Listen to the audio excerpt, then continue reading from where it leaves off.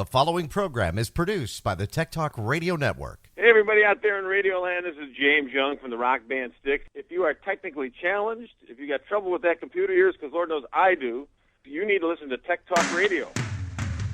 Welcome to another episode of Tech Talk Radio. I'm Andy Taylor. I'm Sean DeWeer.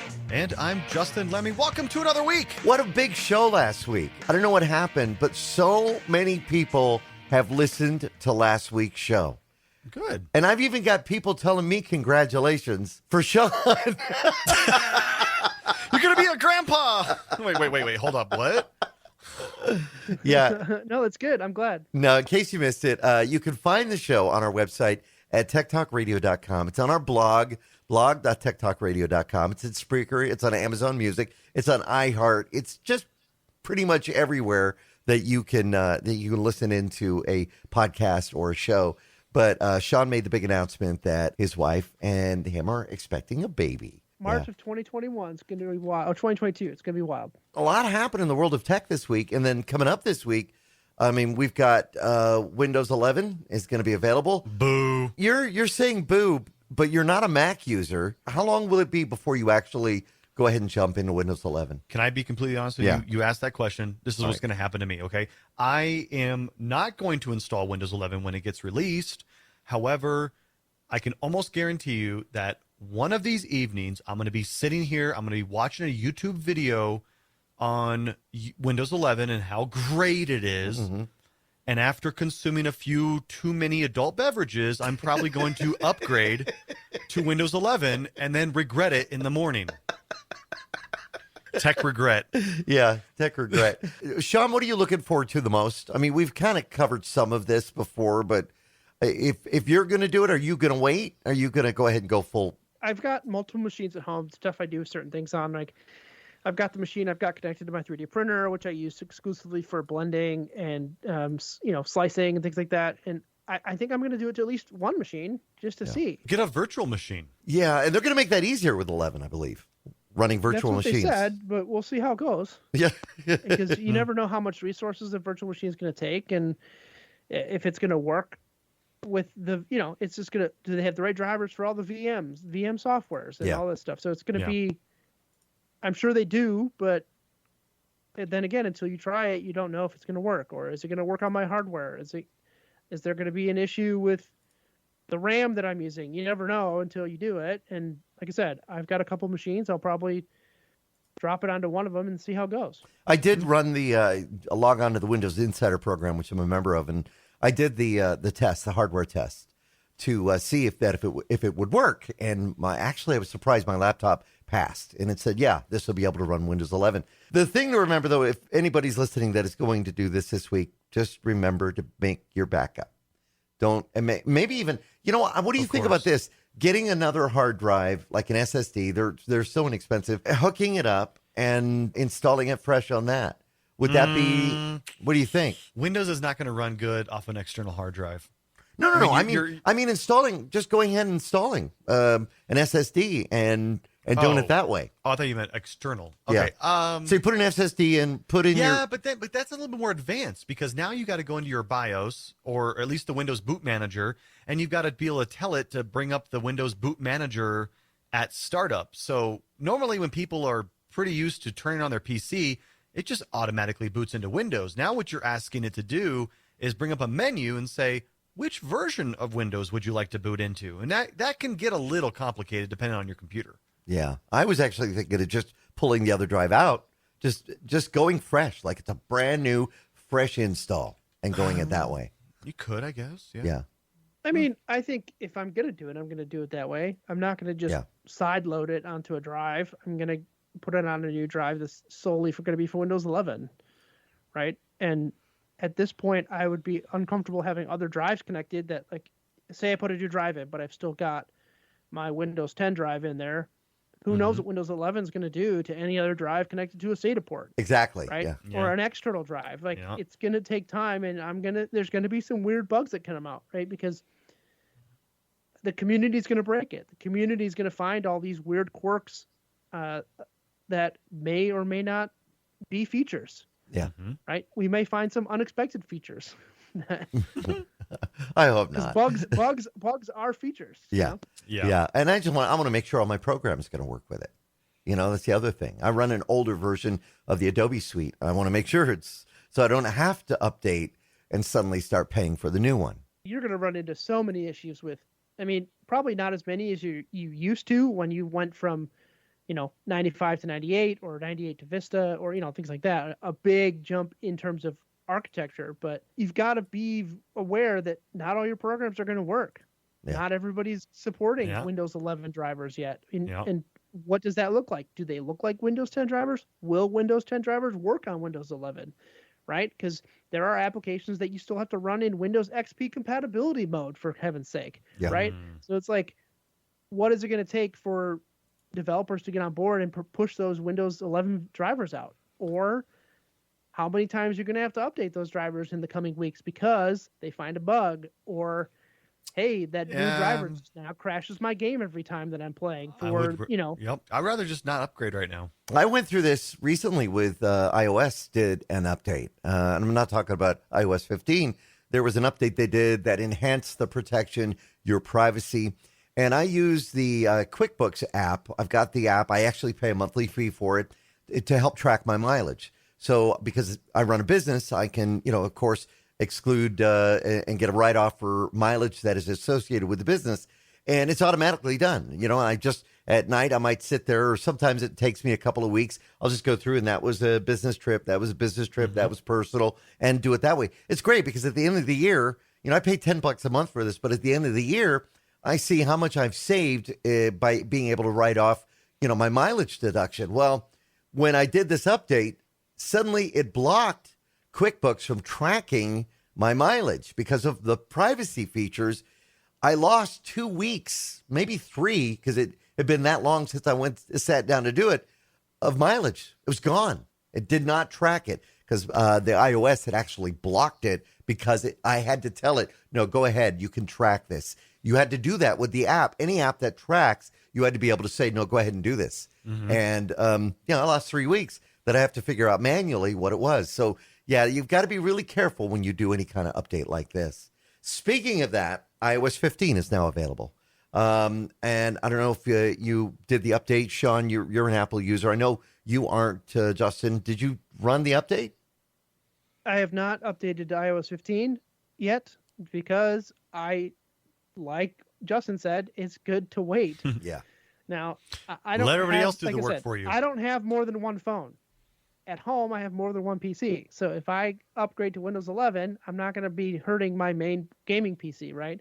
But if I update to Windows or iOS 15 and I don't like it, well, then I'm either have to downgrade or I have to deal with what I don't like. Yeah. And, there's always privacy updates. There's always bug updates. So I'll wait a week or two or maybe even a month until 15.1 comes out or 15.2 comes out. And I know a lot of the privacy updates are good with iOS 15, and they have a new focus mode and all this other things that are great about it.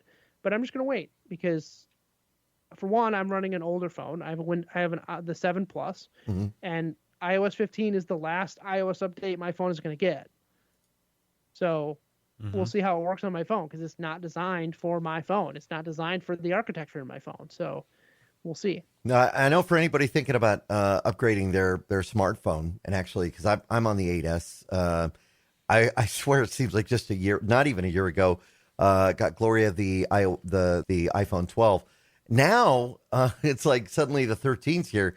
I still don't know if I really want to upgrade to the 13, but the cinema mode looks pretty good. But CNET did a pretty good article this past week, and they compared the iPhone 7 all the way up through the 12 to the 13 because they were able to get their hands on it. So if you're looking for an article to see, maybe to help you decide if maybe it's time, maybe you might want to take a look at cnet.com because they did a pretty good piece on that. So that's something to look at there. You guys are all sitting there talking about your iPhones and all that. There's another phone that's about to hit the market very soon. The Google Pixel 6. Finally. Yeah. It was announced, but it wasn't. There's no release date. I don't even know if it's really technically announced. But there are so many rumors out there right now. There has been leaks with actual pictures of the phone and stuff. So it's pretty much in the bag. It's going to be released, but this is the brand new flagship phone for Google. So it's running Android. So it's going to run Android 12. It's going to be an AMOLED 90 hertz HDR screen. It's going to be, wow. I think it's like, it's going to have a 19.5 to 9 ratio. So it's going to be more cinematic, but it's going to be a little bit longer than it is wide. But it's going to be 6.4 inches size, and that's going to be screen. What is that? 83% screen to body or ratio. Anyway, whatever. All the specs on that. Yeah. But it's going to have the brand new 5 nanometer Google Tensor chip in it. That's supposed to be outstanding. And then also the different sizes you can get. They're all going to come with 12 gigabytes of RAM built in, but you're going to be able to get 128 gigs, 256 gigs, and 512 gigs. Wow. But there's no card slot, so you're not going to be able to put an SD card in it. So, but honestly, the biggest thing about the Google Pixel 6 is going to be the camera, and it's going to rival the iPhone 13 Pro. Now, which is pretty amazing. I've seen it. Well, yeah, the Pro. So, like, you got the iPhone 13, you got the iPhone 13 Pro. The only difference really between the two iPhones is the camera. And the iPhone 13 Pro is, at this moment, the best on the market. Yeah. However, Google, the Pixel 6 should rival that. They're going to be coming out with a 50 megapixel wide. They're going to do a 12 megapixel ultra wide. Wow. They're also going to be able to support 4K at 30 and 60 frames per second, and 1080p video at 30, 60, 120, and 240 frames per second. So, I don't know. This is going to be interesting. Cameras are really what sets the cell phones apart, especially with iPhone right now. iPhone, this is a very blah release of iPhone. And believe me, I actually looked at it. There's really not that much new about the new iPhone, except for the camera. Now, however, the Google Pixel 6 has got a lot of new stuff. Right. That you'll probably find in the iPhone 14 or 15. It's a joke, but it's kind of truth. Android usually does things first. Apple does things later. They steal it from Android, but they claim they make it better. Regardless, now, does it still hold true though that the Pixel devices, because they're from Google, Android, that they get the updates faster than the Samsung smartphones? Absolutely. Because the thing is, they come straight from Google. Now, no matter your carrier, doesn't matter what your carrier is, if you have a Google Pixel phone, you are the first to get the updates. If you have a Samsung phone or whatever, the big hang up is, so Android is made by Google. So Google comes up with the hot fix, the security patch, if you will. They send it down to the manufacturers of the phones. The phones manufacturers then have to kind of like tinker with it a little bit to make it work for their phone. Then they send it down to the carrier, Verizon, T-Mobile, AT&T, Sprint, or actually that's T-Mobile now, whatever. They send it down to them, and then the carriers also get to tinker with it for a little while, and then it finally gets to your phone. With Google Pixel 6, or Google Pixel in general, it goes directly from Google because it's made on the Pixel. That's where they come up. That's what they use for their test bed for the Android. It comes directly from them to your carrier instead of having to go through another phone manufacturer. So you get the updates faster than other phone manufacturers. I mean, I've got a Pixel 5. Yeah. Now, my wife's got a Samsung Galaxy S9. And she came from an iPhone, and you didn't think, you didn't think she was going to like it. Well, she didn't like Android to begin with because she didn't know how to use it. But once she started using it, she's like, oh my gosh, this is so much better. Well, one of the arguments that a lot of people have said about Android and iPhone is like, with the iPhone, you could actually have FaceTime. Well, iOS 15 is now making that possible for Android users now to communicate with iPhone users. So if somebody in the household suddenly wants to go Android, they want to be able to do this, they can do FaceTime, as well as Windows users joining on a FaceTime call. Yeah, that's true. They're kind of integrating that, and that's a good step on Apple's part. I know FaceTime has definitely been an Apple only exclusive for the longest time, forever really.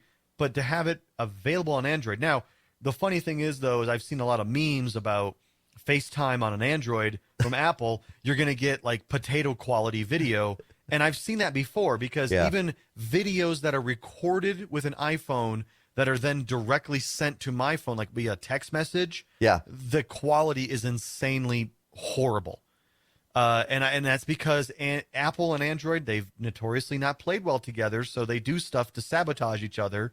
So I don't know if it's Android's fault or if it's Apple's fault. I don't know. But I'm looking forward to seeing a side-by-side comparison of the iPhone 13 Pro and the Google Pixel 6 in terms of the camera. Right. I want to see who's better at that, because right now Apple's saying we're Hollywood quality with this. I'm really wanting to see what Google says. I'll have to look up the specs, and I can do a better breakdown of it and get into like pixel density and megapixels and sensor size and that type of stuff. So let me see if I can find a comparison and see what I think is considered the better of the two. All right, now, maybe we could cover some of that next week on the show and kind of a breakdown of that. But now Amazon made a bunch of announcements today. And holy cow, did they make a bunch of announcements. Holy cow. There's a lot that's going to be coming from them. We could do a whole show just on the Amazon announcements. It's every aspect of technology. It's wild. One of those that I thought was pretty cool that I actually would like to look at is this new, it's a new Alexa device it's like a tablet. It's like a 15-inch Echo Show device? Yeah, they call it the Echo Show 15. Yep, it's a frame. It's almost like looks like a framed picture almost. It's a wall mountable. Yeah, you can hang it on the wall. Yeah, and then it one tap access to things like reminders, calendars, security camera views, anything Alexa or Ring or anything. You have those all available at the touch of your fingers in a wall mountable 15-inch picture frame. Now, I want that for Nest products, Nest and Wise. Right. Like I have my Wise cameras built into my Home Assistant, but they're running off of RTSP, and so it takes a while for the camera to load up. But I would love to have a device like the Echo that you can hang on the wall. It's one-click access to my cameras and all that stuff. That one was cool. The other announcement, and we all just kind of dropped our jaw, and I heard about this last year, and I thought, yeah, sure, let's see if this happens. And it looks like it's happening. It is a drone that is similar to think of a Roomba, how it kind of goes around your house, and then when it's low on battery, will go back into its docking station. This is a drone, though, that can work as a security drone flying around your house when you're not home. It's wild. Yeah. I hadn't seen this one because I just saw the announcements earlier because I was working all day today, and it's wild. It's got a dock. It's literally like a flying Roomba, but it's crazy because you can set it up to do like, it's like Sentry. It could be like a Sentry, like your own home Sentry, or it can fly around and detect windows open. It can detect people. It can detect pets. Really creepy. Yeah. Oh, no, detect pets. I can tell you right now, the pets are going to be absolutely insanely scared of this thing. That's wild. Just the videos I've found of it flying around, it's like a drone, right? So it's creepy. You're going to be able to fly this thing around and spy on people in your house. And the thing is that when it docks and it's docked, they say the camera's off. Now, it's part of the Ring product line, right? So it'll be, home security is how they're kind of... Wait. Go back to that. When it's docked, the camera's off. That's what they say. Quote, unquote. Yeah. Just the same thing they said when Alexa's not listening to you unless you say the word Alexa. Or the Ring devices weren't capturing video off that. So you got to remember that. So you're talking about these always-on devices that are always listening. The next one that we're going to talk about from Amazon is the Hey Disney. What is that? You saw this? No, I didn't. What? All Disney hotel rooms will have a device in them, so you can just say, "Hey Disney, what time does the park open today?" And it's going to give you Alexa. It's going to use Amazon to pull all that information and talk to you in your room. Oh, yep, that's not different. staying at Disney properties anymore. Yep, it's called Hey Disney. I'm trying to pull up the right tab here. I had it. That might be kind of cool though for the kids if it's character voices, that are doing it. I mean, they've been able to do this with Samuel L. Jackson. I have Samuel L. Jackson throw me the weather, and it's pretty cool. I paid $2 for it, and I've got that feature added on my Alexa devices. But so this article says it's coming to tens of thousands of Walt Disney World Resort hotel rooms, allowing guests guests to say, "Hey, Disney," and ask about things like when the park opens, when's the next shuttle, and requesting towels or room service or those types of things. Because if there's one thing that people love in their hotel rooms, it's a microphone. Oh my gosh. Yeah, no, not really. We've been worried. We've been worried about Big Brother, and Sean, you've talked about this before. We've been worried about Big Brother in our neighborhoods, on the corners, and you know what? Honestly, there's been a purpose. It's actually been able to solve crimes in many cases. However, now we're just bringing it into our homes. We're just letting it run amok, flying around. But I can see the benefit. I mean, if I'm at work and I'm thinking, wait, did I leave boiled eggs on the stove? And I'm only saying that because it's happened before. I can actually take the drone, fly it over the boiled eggs, and see, are they still on the stove or on the ceiling? Or, is the stove on? Is it off? And then the heat of the stove melts the blades of the drone, and the drone crashes and starts on fire and sets your whole house on fire. And now you're like, wow, I'm definitely in a pickle now. I'm not Mr. Bean, But I mean, that's the thing. You can say there are negatives, but you can also say there are positives. I could see like staying in a Walt Disney World hotel. That's what they want you to believe. Being able to have it. Can you imagine, Eric, if suddenly Mickey Mouse is talking to Eric and saying, the park opens at this time, that whole bit. It's going to be one of those things. Because what he's going to do is he's going to constantly be asking every second, hey, Disney, what time's the park open? Okay, Eric, the park opens at 9. Hey, Disney, what time's the park open? Okay, man. Eric, the park opens at 9. I don't know. Would you do the drone thing? Would you think that'd be kind of cool? No. No? No. I've got cameras around the house. I don't need a drone. Right. I do like the idea of the Echo 15 because I have the small Echo and I have a larger size one in our bedroom, and we use it as an alarm. It's basically an alarm clock, but it could start up to music. It could give me news. It does a routine. See, that's the thing. I guess I probably am a little bit of a hypocrite here because I do have a Google Home speaker in my bedroom, but we use it for like, we use it like an alarm clock. What do you call the white noise? That's the word I'm looking for. White noise. Yeah. So like at night, I'll tell it to, be like, hey, play relaxing creek sounds for 12 hours or whatever. Yeah. But having a smart device in the bedroom, especially when they're always listening, can lead to some privacy issues. So I don't know. I mean, like, it's a little weird to have a smart device in a bedroom. Yeah. And they say we don't listen, but then they get subpoenaed and have to turn it over. And, oh, wait, it really did listen to me murder somebody last night in my home. And now that's used in court. So. Exactly. Wow, what have you been doing, Sean? Yeah, where did you go? No, that's a hypothetical. Hello. Somebody watches too much ID channel. Yeah. All right, we're going to take a quick break. Listen, there is an event coming up on Tuesday here in town at SilverSprings, which is a senior living community, and it's all about smartphone photography. Our cameras are getting better, and the we phones, just talked about that. Yeah, absolutely, and Kristin Grey is a photographer that just loves what they're doing with smartphones. She's, played around with DSLRs and she's gone the whole route. So we're going to talk to her about this course that people can attend. They can hit up Facebook, look for events, smartphone photography, do that, and you can sign up to check out this event. Again, it's coming up Tuesday from 10 till noon. When we come back, we'll be talking to Kristin Grey. We'll be back with more of Tech Talk Radio. Find us on the web at techtalkradio.com. And now, back to Tech Talk Radio.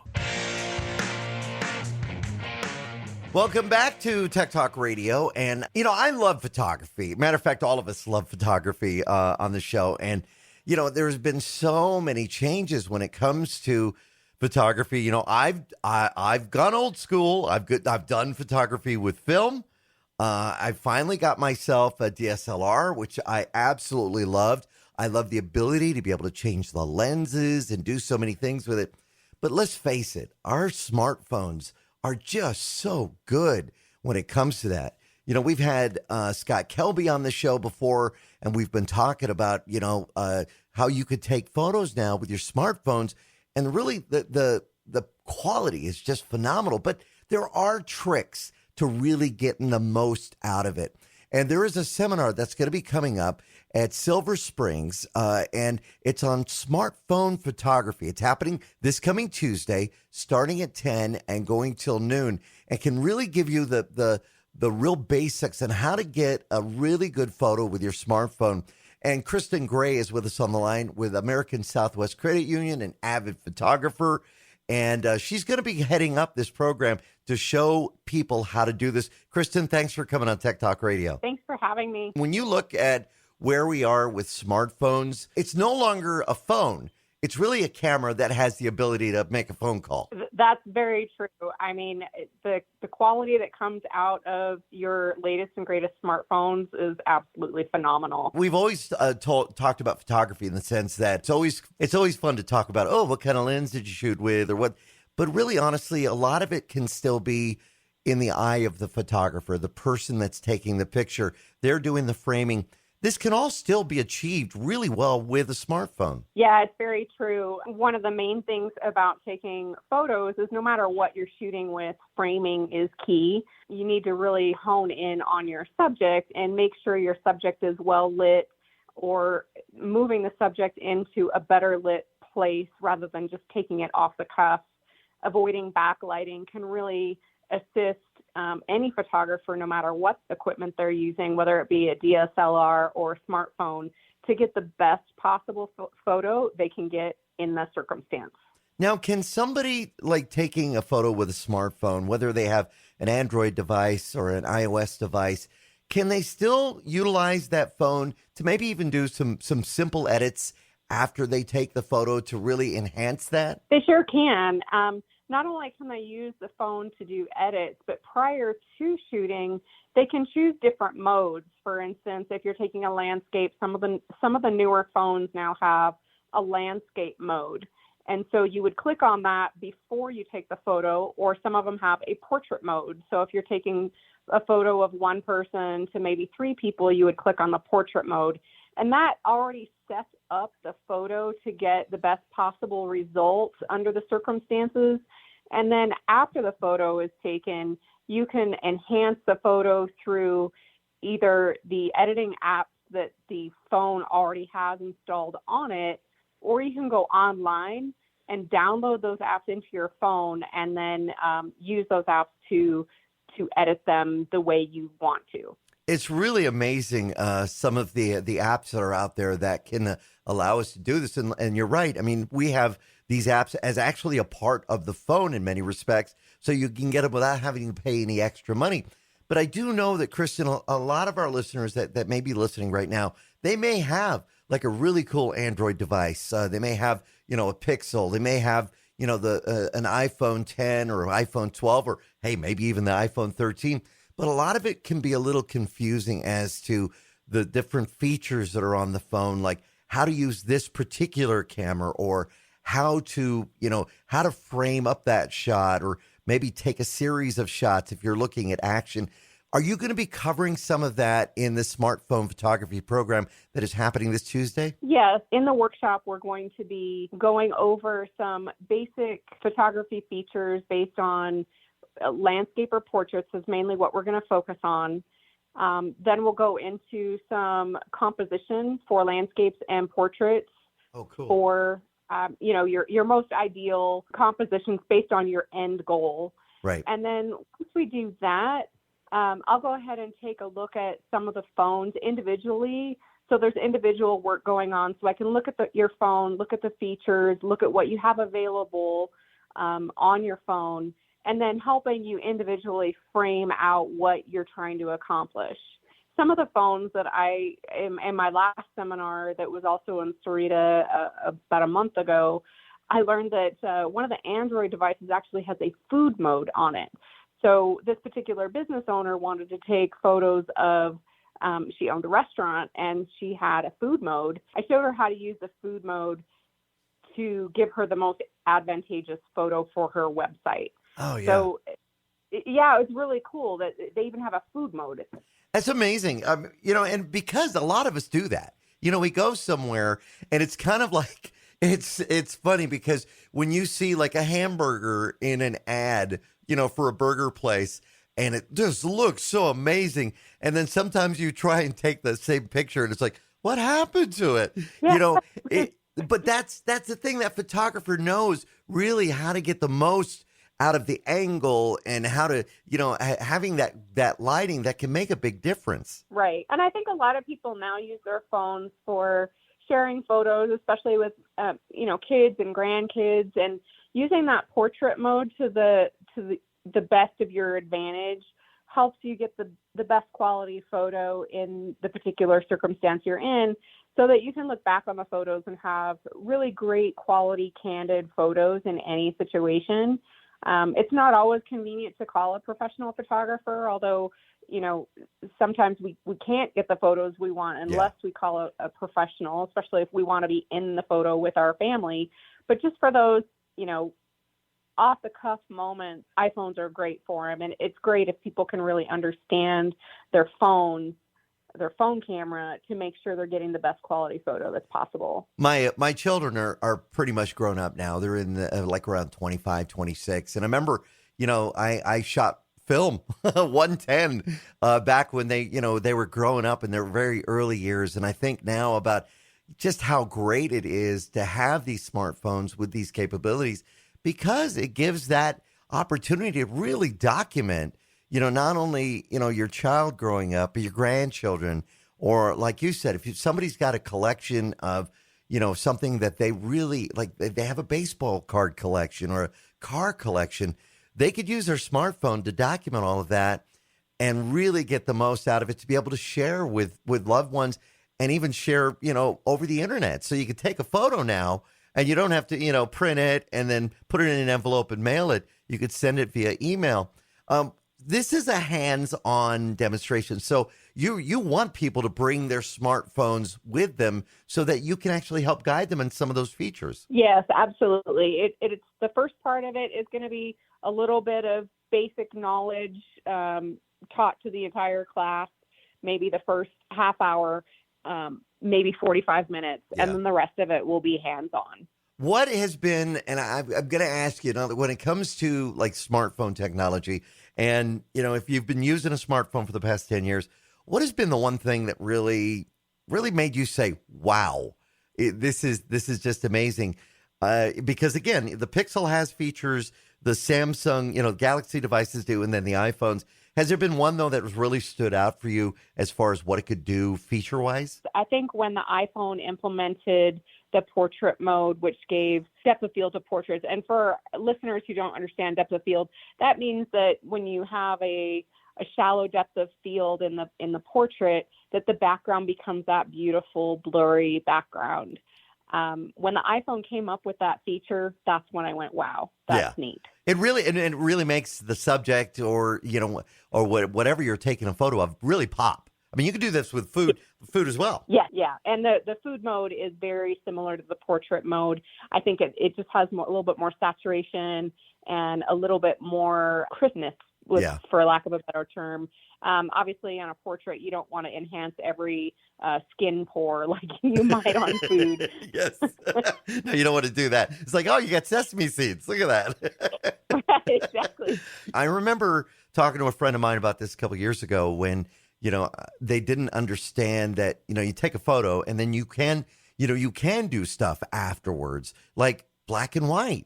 There's something special about black and white. You can actually capture a photo and really have it in black and white, which makes it really kind of a fun experience with all these cool filters and features. The cool thing about it, too, is that you can then save that black and white photo as a separate file, so then you don't have to necessarily choose. Exactly. So you have the best of both worlds, depending on, how you want to frame it. Now, can people take, and I don't know if you're going to go into the printing process, because again, a lot of us, we like to have our photos on our walls. Can somebody take a photo with their smartphone and then print it out on a printer? Can they take it somewhere to get it printed out? Yeah, they can. Various companies will print directly from a smartphone. You can email the file to some print companies, or you can download it to your computer, put it on a flash drive, and take it directly to the print company of your choice. you need to have that resolution, and we're seeing that with some of the newer devices, aren't we? Yes, we are. Those of us who've used DSLRs probably can tell the difference between something that's shot with a smartphone versus a DSLR in the larger prints. But in a smaller print that's probably 5x7, 6x9, 8x12, you're probably not going to see that much of a difference. And most people are extremely pleased with the results. They are. This is going to be a great program. Facebook is one way that people can get signed up for this and get more information. And, it's open to pretty much anybody on or off Facebook as well. It's going to be going on this Tuesday, 10 a.m. till noon. Bring your smartphones and be prepared to learn how to take those better pictures. And it's going to be great. And we're looking forward to it. Again, coming up this Tuesday, 10 a.m. till noon. If they need more info, they can drop me an email or jump onto Facebook and look for Silver Springs. They've got the program. They're going to be doing it there right here in town. Kristin Grey, thank you so much for talking to us. And we're looking forward. If I can get out of some work, I'm going to come check this out because I think it's going to be a lot of fun. Great. Thank you so much. We're going to take a quick break. We'll be back with more of Tech Talk Radio. Now, back to Tech Talk Radio. And we're back. Okay, so, Justin, you're the one that kind of has the Oculus. You still have that, right? Oh, yeah, I do. I haven't played it very often recently, though. To be honest, I really haven't played much at all. So. What? Now, why is that? Is it just... It's just I've been busy with work, and then by the time I'm done with everything, get Eric to bed, I'm tired. Yeah. I don't want to play any games. I usually will sit down and either watch YouTube or I'll watch. Lately I've been watching the Marvel series, so I'm trying to. You're finally watching those? Well, I'm trying to watch all the Marvel movies in chronological order, and I've seen plenty of them, but right. I want to watch them again in order. Like, so last night I wanted to play Final Fantasy 14 online, and I haven't played it for a while, and I finally sat down. And I tried to log in. I couldn't remember my password. Oh, great. So I had to reset that. And finally, once I reset it, then I go to log in only to find out that it's server maintenance all night long. So I'm like, okay, well, I can't do that. So what I ended up doing was I ended up just watching Guardians of the Galaxy. Again, I've already seen it before, but I wanted to watch it again. Again, I'm watching them in chronological order. So I got Guardians Volume 2, and then after that, I think it's... Thor it's Age of Ultron, right? Avengers, Age of Ultron, and then I get to go into the ones I've actually wanted to see, and that's Ant-Man. I've never seen Ant-Man. So you never saw Ant-Man? Oh, that's so cool. So I want to see, and honestly, I've never seen Avengers: Age of Ultron. I haven't seen Avengers: Infinity War. I haven't seen Avengers: Endgame. I haven't seen a lot of those. Oh man, you got a lot to say. I haven't seen Doctor Strange. Well, so there's a lot of them I have to catch up on, but I'm kind of digressing a little bit, but that's kind of what I do. If I don't have time to play games, I'll just sit and watch a movie or whatever. All right, so let me ask you, what is the scariest video game you've ever played? Oh, gosh. Has there been anyone, because has there been one that... Phasmophobia. Phasmophobia? No, I've never even heard of that. What platform is that? It's on Steam. It's a ghost hunting game. Right. You are a supernatural hunter, and you have to use different tools to weed out supernatural entities in things like an old abandoned school, an old jail. There are multiple different houses you have to do it. But the thing is, you can do it in VR. Ah, yes. I think that's the whole key, right? Yeah, it's a lot of fun. It's a little repetitive after you clear out some of the stuff, but it's cool because you interact with the supernatural and different things. Like you get an ESP meter, you get a voice box that you can talk into, and the ghosts will talk back to you. And you get a thermometer, and then the temperature drops and things like that. And if you get caught by the ghost, it kills you. And it's one of those things where the closer you get to finding the ghost, you start hearing the heartbeat in the game, and the adrenaline starts pumping, and it's definitely a jump scare game. Right. So if you're not into those types of things, and it's when I first got it, everybody was like, "Oh, you got to play it in the dark. You got to have all the lights off in your house." Oh, man. Stuff. And in the basement at my house, it's pretty black. It's pretty dark in the basement. And I'm going to tell you, when you're in a room searching for this thing, and all of a sudden, I've got my Arctis 7, they do spatial audio, right? So you hear just, right behind you, and you turn around and you're thinking it's really right behind you. And, it's wild. And watching my friend play it on VR, because I don't have VR, I watched him play it just from him on Discord with his camera on, and the number of times he literally jumped out of his seat because he was terrified of the thing. He turned around and there was a ghost standing right behind him and things. So I think a current game that's the most scary for me definitely is Phasmophobia. From my childhood, definitely Doom or Hexen. Hexen was great. For me, I would have to say, gosh, I mean, yeah, Doom definitely goes on up there. I'd have to say Five Nights at Freddy's. I haven't heard of that one either. That's a fairly new one. It's basically it's almost like a Myst style game because you don't really get to walk around and do things. You're kind of like the whole premise is you're a security guard that's hired to be night security at like what is the equivalent of a Chuck E. Cheese. Oh man. And the animatronic figures come alive and try to kill you. Well, wasn't that a plot for a Nicolas Cage movie? Yeah, Wonder World or something like that? I don't know. I think so. But honestly, going to Chuck E. Cheese as a kid, those animatronic characters scared me. To know that there's a video game where these things actually come to life and try to kill you. And the thing is you can't really move around. So all you're doing is you're clicking to look left, clicking to look right, or clicking at the security cameras to look at them. And when you click left and look, and all of a sudden there's this giant panda smiling at you, like right next to your face, it can make you pee a little.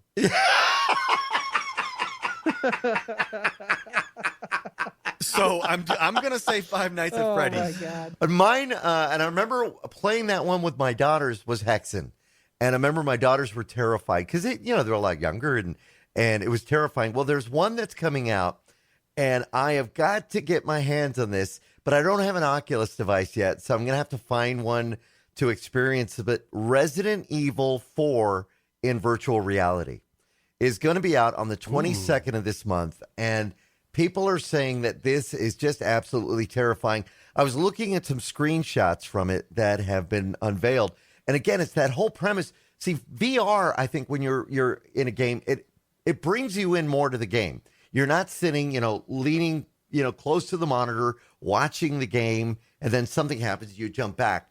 With VR, there's the jump back is your entire self because you feel like it's right there.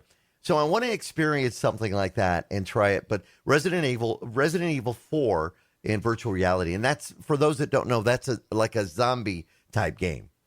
You've got zombies coming at you. So Resident Evil 1 was the other one I was going to mention because that was the kind of like the first time that type of game ever came out. And I remember in Resident Evil 1, you enter the mansion and you go right down a hallway. Yep. And as you're walking down the hallway, some dogs jump through the window. Some rabid zombie dogs jump through the window at you. And I remember jumping up from my seat because I had never seen something like that before in a game. And it scared the living daylights out of me. Yeah. Having Resident Evil in VR, oh, man, that is injuries waiting to happen because you are going to be duck, dive, dip, dodge, and duck. Jumping back, the whole bit. Yeah, that was a dodgeball reference, by the way. Anyway, yeah, whatever. Okay, anyway. You can dodge a wrench, you can dodge a ball. See? There you go. Thank you. But no, seriously, though, I think having it in VR is going to be terrifying because wow, I can't. They have Five Nights at Freddy's in VR, and I refuse to buy it. Now I'm going to have to look those both up. Now, if I want to buy like an Oculus, what is it going to cost me? I mean, what are they going for? $299. It was $299. Now, do I need? Now, I've played with early VR where I had to put the phone inside the unit. Do I have to do that? Do I have to take my smartphone, put it in front of it? No. No. It's its own standalone thing. You charge it up. It's wireless. It's you don't need to plug it in. Yeah, you don't need to connect it to the PC like a Rift, like you do with the Rift. It's standalone. It's portable. Everything is contained inside of it. Wow. Now, would this be recommended with people with bad tickers? Probably not.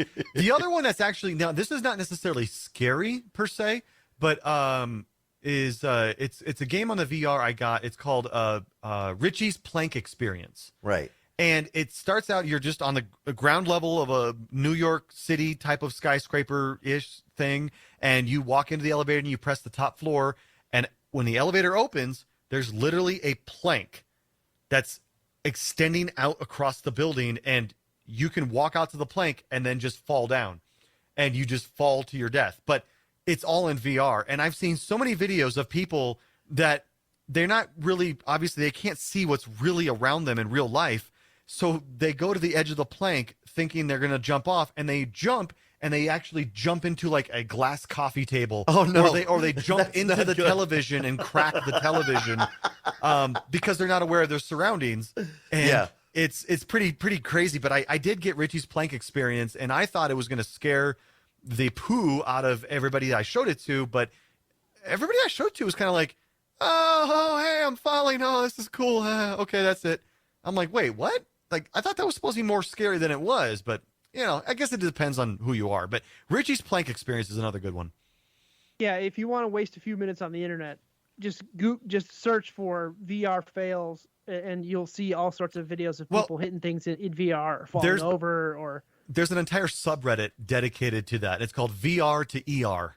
Oh, no, that's not good. Seriously. So good advice. If you're going to do virtual reality, VR, make sure your surroundings are known. You have a great space to be able to work in because you never know where your body is going to go when it moves, because it thinks it's clear, but there might be, like you said, a table or a wall there. Yeah. You remember we were going through the same thing when the Wii first came out, the Nintendo Wii? Yeah, people were throwing their remotes into the screens or whatever. Yep. Now, you guys are also doing a MMO game. Now, an MMO game that you both have heard about. I'd not heard about it yet. So MMO stands for Massively Multiplayer Online. So think of like World of Warcraft or Elder Scrolls Online or Final Fantasy 14 Online. You're playing a game with RuneScape, EVE Online, all these other games. They're all MMOs. EverQuest was one of the originals. You're playing it online with thousands of other people. And usually MMOs take on the RPG aspect, role-playing game. Mm-hmm. So a lot of fantasy-related stuff. You get to play classes like warrior or warlock or mage or cleric, priest, things like that, right? So there's a lot of MMOs. Amazon, the company Amazon, just released on the 28th of September. They released a new MMO that they themselves produced. Now, there's a studio obviously behind it that actually did the game, but Amazon is the distributor not the distributor, but the producer. Yeah, because they paid for it. It's called New World. All right. Now, New World actually came into the news a little while back when they were doing a closed beta test. This was right around the time that all the brand new NVIDIA cards were coming out, like the new RTX 3070, 3080, and 3090. Right. And there were reports of people having their 3090, which goes for a retail of like at least $1,400. When they were playing New World, their cards would start to smoke, and they would break. Really? And it turned out it was a bug with the game, and Amazon had to fork out a lot of money to replace all of these customers' cards, even if they didn't buy it from Amazon. Wow. They had to fork out a lot of money to replace a lot of cards because of the problem. Anyway, they fixed that. But New World is a new MMO game where it's a little different because there's not really much of a story behind it. You are basically a person that finds yourself on a new planet that's modeled a little bit kind of like early America's, and you are creating a society. Oh, cool. And you create cities, and your goals are to go out and, you might have to go out and chop down 30 trees to bring wood back to build something, or you might need to go out and kill 10 zombies or whatever, and you got to go do that. But you're coming back and you're building up these towns, and these towns belong to, I don't know, sectors or zones. But the problem is the adjacent zone might be controlled by an opposing faction, and they're going to want to take over your stuff. So they're going to come over and attack your city. And if they take over the city and you just happen to own a house there, well, now you got to pay a bunch of taxes to live there because it's owned by the opposing faction. Oh. So it's interesting. It's all run by the players. The player economy, everything is run and decided by the players. Even the regions themselves, these zones, they elect governors to govern, which will set the tax rate, set the projects, set all these things. So it is kind of like a new world. That's what and that's what it's why called. they call it. Have you New played World. this yet, Sean? No, but I'm debating whether or not I want to pick it up. It's $39.99 if you buy the standard version, and then there's a $49.99 version if you buy like one that gives you some digital treats in the game. But I just looked up. So on Steam, you can look up the current concurrent player list, the top who's playing what on Steam right now. The game launched on September 28th. So that's the date recording of the show. So these are from September 28th, these stats. Current players right now, I just refreshed the page, 582,540 current players on New World. Not even a full 24 hours. Not even. Not even a full 24 hours. They launched on the morning of the 28th. I was really surprised. What do you guys think the second top game on Steam is right now? Rocket League? No, I don't know. Counter-Strike Global Offensive. Yeah, Counter-Strike. It's still a very popular game. Still. How old is that game? It's 20 years old. 20 years. It's old. But New World took it over for today for the number of current players. Here's something for you, Sean. Based on that, I was watching a lot of streamers play it on the morning of the launch. And I was watching different things. And I actually picked up the game on the morning of the launch. And I logged in just to see how long my wait would be. Now, Amazon was spinning up new servers left and right because of the wait times. But the top servers, where basically all the big streamers were playing, there were upwards, I think the largest queue to join a server that I found was 25,000 players. Oh, my. 25,000 people were waiting in line to join one particular server, where there were other servers that were like zero wait time. You could just go in right away. Is this a title you can play with your friends? So, like, if you guys started, you could say, "Yeah, come on, Andy, I'll play too." That's the problem right now. Is yes, you can technically, but they don't have group questing. So let's say you have a quest to kill 10 zombies, and I got to kill 10 zombies. We don't get to kill 10 zombies. We got to kill 20 because you got to kill your 10, then I got to kill my 10. Right. So, like, you can't do group questing together, and you can't really necessarily spawn together, which means to go into the game at the same point. You can go into the game at the same time, but you may end up in different areas on the map, and this map is massive. I mean, I'm talking, gosh, it would probably take you a good hour and a half to run across the map. Oh, man. All right, we got to take another break. We'll be back with more of Tech Talk Radio. Tweet us at Tech Talk Radio. We'll be right back. And now, back to Tech Talk Radio. All right, welcome back to Tech Talk Radio. Now, again, we were talking about that game. It's called New World, and if you or someone you know might think they might want to try it, you can find it at newworld.com. I might have to give that a shot. It's been a while. I've been playing around with our website, but I'm thinking if I could play around with a website, that means I have time to play a game. Yeah, exactly. And you never play games. And the best part about this is there's no subscription fee. So you can buy the game and you never have to pay another dime ever again. Hey, Disney, what's the queue to get me into New World? It's 25,000 players.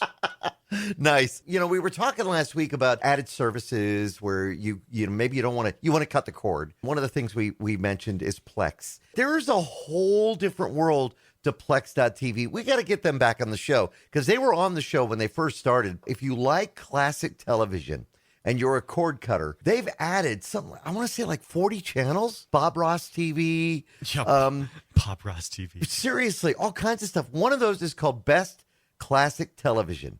And what it is all the classic TV shows that we grew up with. People don't understand. Now, you can go on to Plex.tv and you could set up an account. And to be able to use the Plex TV app, it's free, but you got to set up an account. And you can do that at Plex.tv. But I wanted to make sure we gave that a mention. The only way you're going to use that is if you get your Hallmark movies, okay? Well, there actually is a Hallmark Channel aspect to it. Of course, that's the first thing Andy looked up. Coming up on the 22nd of this month, they're going to be starting the Hallmark Christmas movies. There is a movie. I want to see it. Leah Thompson and Christopher Lloyd. It's a Hallmark movie about a couple of time travelers. And I'm thinking, this is perfect. Of course, they were both in Back to the Future. Speaking of Christopher Lloyd, have you guys heard the live action Rick and Morty Yes, coming out. that is and they're absolutely cast, hilarious. They're going to cast Christopher Lloyd as Rick. Well, they already did a short little video on it on the web. Yeah. Whoo-wee. And speaking of casting, one more thing I want to get in here real quick. All right. The new live action Super Mario Brothers movie. Yeah, Chris Pratt doing the voice. Chris Pratt is going to... Oh, actually, it's not live action. It's going to be animated. Sorry. But it's going to be Chris Pratt voicing Mario. Charlie Day from Always Sunny in Philadelphia is going to be voicing Luigi. And then Jack Black will be voicing Bowser. There's a star-studded cast. Who's doing the voice of Donkey Kong? Seth Rogen. Seth Rogen. Oh, my gosh. That's going to be good. That'll be cool. All right, that's it for this week's Tech Talk Radio. Thank you for tuning in. Please leave us a review on iTunes or Apple Podcasts. You get on in there. And then, of course, if you have a comment or a question for the show, feel free to send it in to us. I'm Andy Taylor. I'm Sean DeWeird. And I'm Justin Lemmy. Have yourselves a great week.